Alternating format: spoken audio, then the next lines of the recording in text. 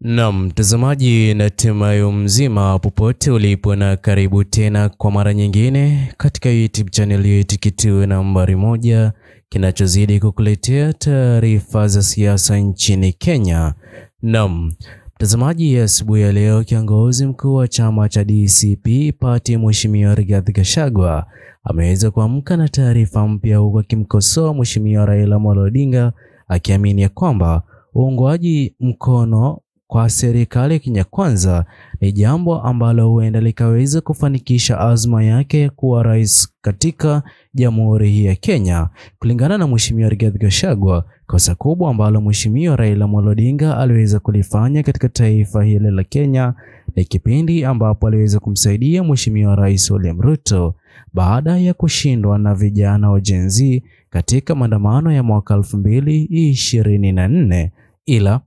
mtazamaji, kwanza kabisa tumeweza kugundua ya kwamba idadi kubwa ya watazamaji wetu katika YouTube channel hii bado hamjaweza kusubscribe. Hivyo basi tungependa muweze kutupa support yenu kwa kusubscribe, like, comment na kushare video zetu. Naam, mtazamaji, kutokana na tetesi za habari ambazo zimeweza kusambazwa katika mitandao tofauti ya kijamii, huenda Mheshimiwa Raila Amolo Odinga akaweza kuwa katika kinyang'anyiro cha urais katika uchaguzi wa Agosti mwaka 2027 kwa njia ya kuvunja chama cha Orange Democratic Movement, na iwapo hilo litaweza kufanyika, basi chama cha UDA chake Mheshimiwa Rais Ruto aliweza kukitumia yeye pamoja na Mheshimiwa Rigathi Gachagua ambaye hivi sasa yuko na chama chake cha kisiasa, ataweza kuvunja chama cha UDA na kuhamia chama cha ODM alichoweza kukitumia katika miaka ya mbeleni kabla ya kutumia chama cha Jubilee yeye pamoja na Rais mstaafu Uhuru Kenyatta.